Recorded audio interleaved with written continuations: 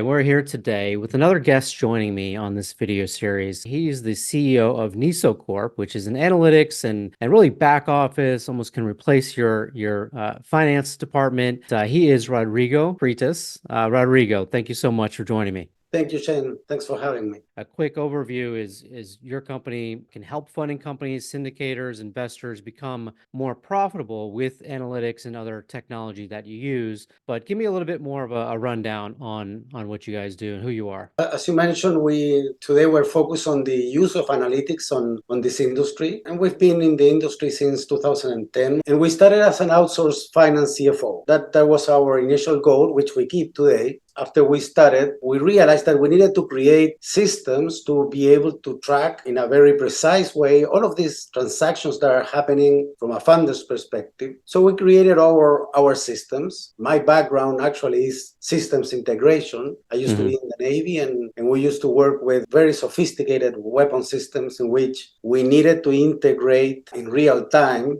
That's a life or death situation. As we started in the MCA industry, we realized that there was a ton of information there. And it was very interesting to them put into that layer of information the analytics. So that's how we provide today several different services from the, let's say, finance department or outsourced finance department, in which we take care of everything from the bookkeeping all the way up to reporting to management or to stakeholders. And with that, we involve, of course, all of the treasury activities, but always the focus is on having information at hand. Because at the end, those are reports, but you need to have very deep information to make proper decisions. And these range, right, from kind of the higher level funders and credit facility providers to kind of the medium and maybe even the smaller end of investors, correct? Correct. So at the end, we've been lucky to have very good clients, but we are able to bring down all of the knowledge that we have to smaller funders. And I think there's a big opportunity there. And when a funder is starting, they have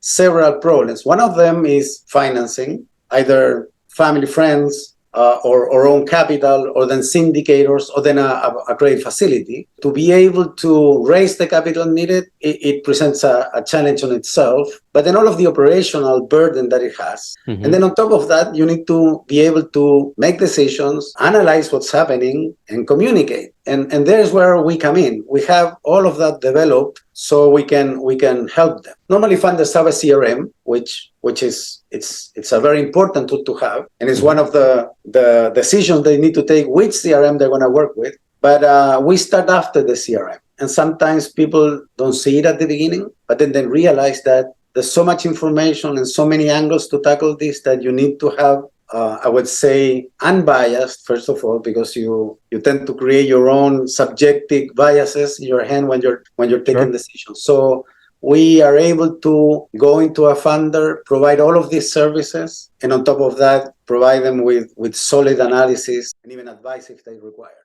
The expectations a potential client has when speaking to you, how do you kind of put those forward? What do you talk about with a potential client? How do you measure that, and what do you kind of go over? We need to understand the way a portfolio of this type operates. When we are approached by a funder, normally either they're interested in the analytics, or they need a second view on how they're doing, or sometimes their financial doesn't really talk to what they feel. So they have a feeling that there's something missing. And this is where we start. We put together a very consolidated view that it's completely coherent from a transaction level all the way to a financial statement, but also talks to the metrics of the company or the key performance indicators of their portfolio. So when everything talks and it's coherent, then it gives you, first of all, a sense of a peace of mind that you know what's happening. Because one of the complexities, I would say, in this line of business is the cash flow. There's so much cash flow being generated. There's the compounding effect as well that sometimes people don't understand. Since you're always redeploying your capital, it can be confusing to understand, okay, am I making money or not as an investor? So let's talk about an investor. An investor comes into the business. Let's say they're going to fund $100,000 a month, and they have a factor. There's some terms, and they have some costs, servicing fees, brokers fee, etc. And normally we model this in a way that you are going to collect a certain amount of the RTR. So normally an investor is going to invest. At a certain point, they're going to get their maximum equity invested.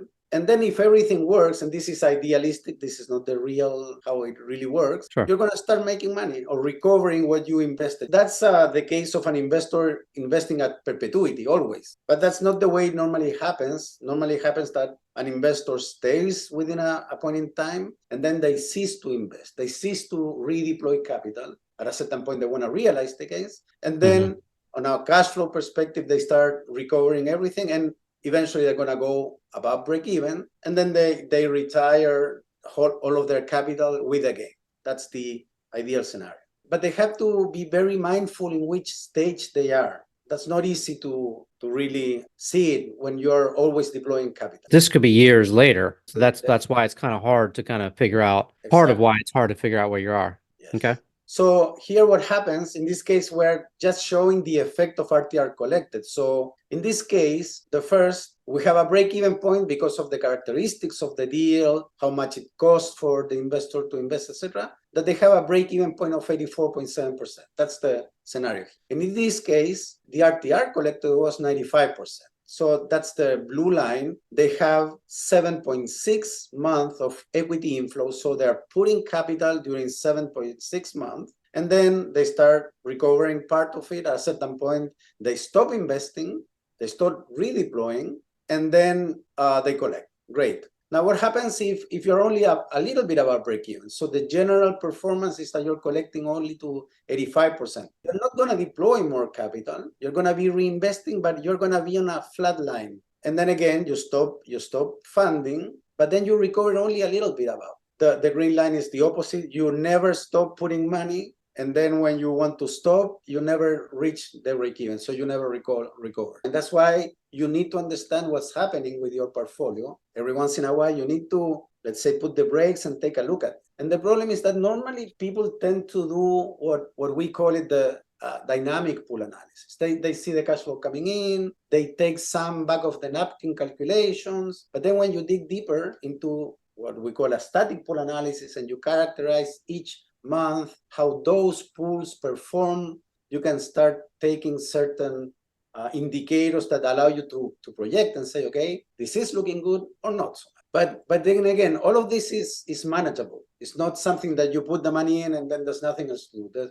You always can take decisions, and that's where we try to help. This is a real life scenario or real life case actually. Here we see their cash flow profile, and this is a fund that invested for like 6 years, and we can see exactly what happened. So in this particular case, the fund had a maximum equity invested of 5.2 million, 5.3. In this case, they stopped putting fresh cash at 5.3 million. They start recovering more than they need to invest, so they keep on investing, but they're having a surplus of cash. And this can vary, of course. Performance is always ups and downs. There's good and bad vintages. They were able to bring back money, but then they decided to reinvest again. They reinvested $4 million in this point. Now, the maximum equity was still 5, so this was recirculated capital. And they stop investing at a certain point, and then they recover all of the capital. And so they broke even, they recovered the 5 million and 4 something on top of that, which is great. The return on equity on this particular case was 76%. But of course, in 6 years. Is that good? Yeah. Is it great? Not that great, probably, but very good. And of course, funders need to be aware, because a funder could be living out of a credit facility or could be living out of a mix of own equity and some investors. So it's important to understand how the investor is doing in order to understand that you're going to have that capital for the business to keep on developing. Here, what you can see, or what an investor could see eventually, this is the 100% of amount invested. Normally for an investor, it's going to be the capital plus any fees and commissions they're putting down. And many of the vintages went above break-even, but some others didn't. You want to have more above the break-even line than below, of course, but that happens. I mean, what I'm trying to say is that it's not always perfect, and that's the beauty of handling a portfolio properly. The vintages, it could be any given month of the year, right? So a vintage could be anything, but in general, we, in this industry specifically, we tend to call a month a vintage. So when you Got it. analyze, you kind of freeze the rest of the portfolio and you focus on everything that you funded within a particular month, and then you follow those deals to see how they behave. Right. And then, of course, when you follow another vintage and another vintage and another vintage, you start getting other metrics that allow you to have a feeling on what's going to come in the future. This is something that we call relative pacing. People tend to talk about pacing in general, but we have a wrinkle to it that allows us to very early in a vintage realize, and this is part of the analytics that we provide to funders, which is very important because when you start funding, let's say you have a,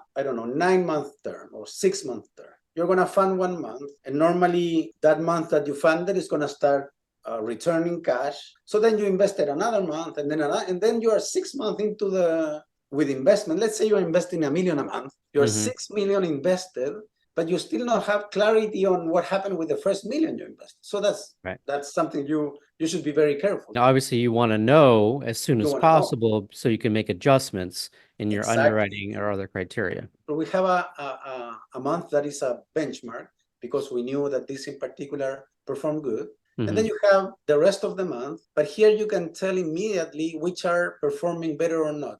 And the calculations that are behind this allow you to tell us very early, for example, in this case, February consistently was collecting less than the previous month. You need to double click there and see and say, okay, what's working? You have to start slicing all of your underwriting variables and see which are the ones that have a greater impact on the overall result. So in this case, we have a sample portfolio, certain amount of deals funded, amount funded, how much was paid in that moment. And the capital rotation here was six times. Return on capital invested, 12.7%. Your capital rotation improved and your return on equity improved. So that means that those deals were dragging you a little bit. That's part of the analysis that we believe should be done as frequent as possible. Today we have the tools to do it. Not only statistical formulations embedded into the data, but also what is very common today is the artificial intelligence and machine learning, etc. And I'm saying quotes because anyone in the field knows that the concepts behind this are statistically known from years. So there's nothing new. That's where it really makes a difference, because when you want to correlate many variables, you need either a very strong computer or very good, let's say, algorithm. And that's where machine learning comes in. When I first got into the industry 10 years ago with a startup, I mean, they basically were putting their whole model on using machine learning and artificial intelligence in their underwriting in order to get better and better with their portfolio. Now, I think just came to the forefront with the generative AI, almost consumer-facing aspects of it. And just, kind of exploding. And honestly, it's almost people kind of just roll their eyes, or they're just scrolling past certain things because it's another AI tool. But with this, it's super important, and it has evolved. But like you're saying, it's more computer power and more abilities, but it's been the core of what's been going on for most lenders, MCAs or others, for quite a while now. The problem with this discipline, let's call it discipline, the data science discipline, it's not a problem, but for an entity or for a funder to have in-house this is very expensive. You need at least 3 skill sets here. One of them is, let's say, the technical IT side of the skill set, to be able to have, let's say, the data in a way that it's ready to ingest. Then you need to have a data scientist or somebody that has the knowledge. And then you need to have somebody that understands the business. ChatGPT has some analytic capacities, and you throw into ChatGPT an Excel, and ChatGPT is going to spit out certain metrics. But then you need to really understand what you're obtaining. So let me show you why this is so important in this world. And here I'm showing credit score on the y-axis, 550 here, 800. And then time in business on the x-axis. And the green dots are deals that fully paid. The red ones, they ended up being below break even, and the blue ones above break even. So we want green and blue. But you can see here, they're all over green and blues, but there are also some reds. You could tell that below 650, there's more red. But when you say I'm going to fund anything above 650, first of all, you're eliminating a bunch of good deals, and not necessarily you're not going to have bad deals. In this case, we have another pairs: gross funding versus time in business versus negative days. All of the different correlations are not easy to get. This is another example. In this particular case, and this is real data, and in this set, above 600, 133 deals defaulted. They had 5 above 600, and 135 paid in full. Some of them in between are breaking, etc. But here you can see that it's almost the same amount paid in full than defaulted above 600. Below 600, okay, 152 defaulted,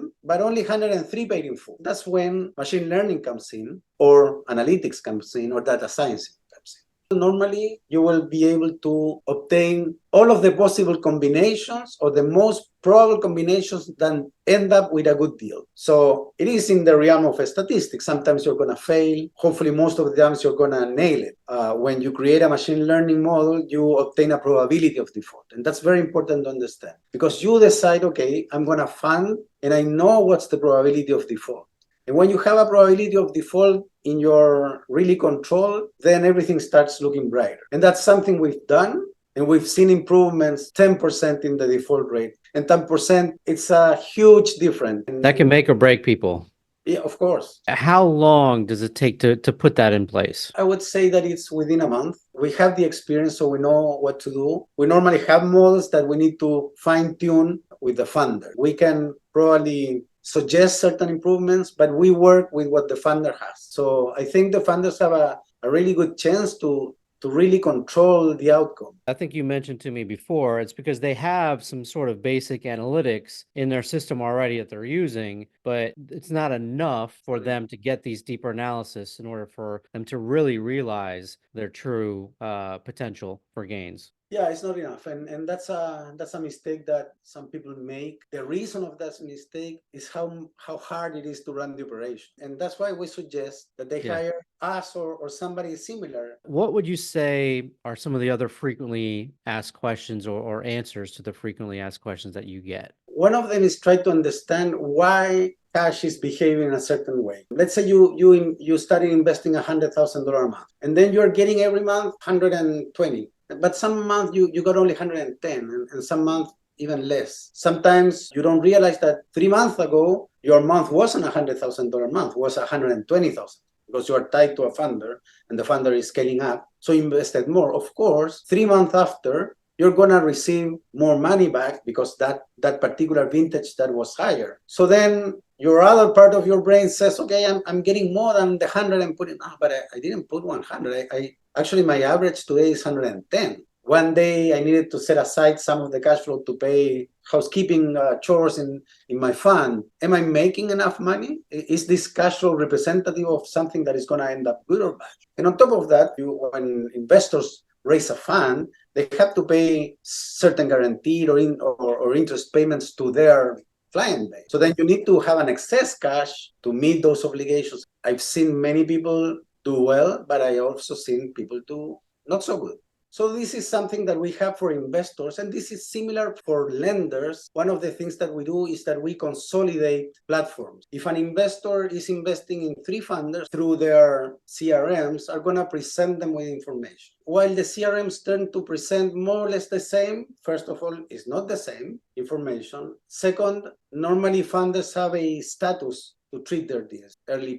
Paying with difficulties, or this is illegal, this is in collection, and the statuses are very important for the funders to track what's happening operationally. But you need to understand what the status mean to understand that if in A funder this is in some status and B funder is a different status, how can you put these two together and understand your portfolio as a whole? We obtain the information from the funders, and then we present it in a way that it's common for the investor. Again, from a lender is similar. I'm going to show you certain screens that we have for lenders, but it's important to have a common picture. So in this case, we have a portfolio, and we know what's the equity at risk. That's something that is very common to have. What's the equity at risk? So here we know that we already recovered $200,000 in equity. We know how much has been reinvested, how much is being paid, what's the service. We have the understanding all of this, and we can project what's going to be the return on equity, the return on investment. But it's very important for the investors to know these numbers. We do this every day. So our investor, they have a daily update on their portfolio. So those metrics, I would say, that are important from a funder's perspective, from a portfolio manager's perspective, and of course, from a lender's perspective, there are other metrics. We've seen in the industry lenders, normally they came from the ABL, so their focus is to protect their principal, and they have a way to recognize gains on the interest they charge. But in general, they need to protect the principal. Mm-hmm. How can you protect that? Normally, lenders have with a funder what is called a borrowing base. So the assets of the portfolio are going to be the collateral, and then the lender is going to evaluate that pool of assets, is going to probably take out some of the assets, anyone that is not paying within a certain criteria. Then you have a smaller borrowing base, and then they advance to the funder. And this is something that every month they have to report back to the lender. For some funders, depending on their structure, that's a hassle. It's a couple of days trying to prepare this report. So our solution to that is, well, we can prepare that for you. If you're a funder, we can have this based on all of your transactions, the same single source of truth that we create. We're going to create this particular report for you, so you have it online every day. And the day that you're going to report, you just print. That's one view. The other alternative is that we put, let's say, more strict covenants than your lender, so you know ahead of time if you're not going to meet some of the covenants, so you can take certain preemptive measures not to fall or not to default on your covenants with your lender. Now, for a lender, it's the same, but we do it in the other ways. We have the information from their borrowers, put it together in a way that the lender can see the pictures of all of their borrowers and the borrowers individually, so they know which one is behaving better or worse, so they know where the risk is, etc. And on top of that, normally lenders have their own risk models. In some cases, lenders don't understand fully this asset class, but they're losing an opportunity, because if they would advance more, of course, they would charge more interest to the borrower, and the borrower would have more capital to really use and grow their business. And it would seem to me that could be super important if you're a lender already and you have some sort of credit facility and you're looking to increase that or restructure that and take on more capital, and it's going to help you if you're doing something like this to get more analytics and just all the services that you offer. That credit facility lender is going to be more willing, right? They might get more information from your portfolio. Now they might be more willing to move forward with you with a higher facility. It's very important that your financials are solid, very well done, and I'm an advocate to do it on a monthly basis. Why not? It's not going to be a fire drill to prepare yourself because you need to go and knock the doors of a lender. No, this is going to be always working. And of course, if you need to have a discussion, even with lenders or credit managers on entities, you can have the discussion. We're going to be backing you up because we have the deepest analysis you can get. And I've been involved in discussions with very big lenders, and I can tell you we can meet their needs. I really appreciate it, you doing this, and I think it's super helpful for the audience. Almost whatever point someone is in this industry, obviously the major lenders, funders, syndicators, investors, but some of that may be less experience and they're looking to do certain things, or they're growing their small funding company, syndicating, investing more and more. They have an understanding of what other funding companies or lenders or credit facilities are going to be looking at, and a number of other things. Just eye-opening, stuff from you. So I really appreciate it. Thank you, Shane. Thanks for the time again. I'm going to put all your information down below the video, so everyone will have NISO's information, your information, how to get a hold of you. Check with Rodrigo, definitely, if you're out there in any line of business that he can help you with. All right, everyone. Until next time, we'll see you. Thank you.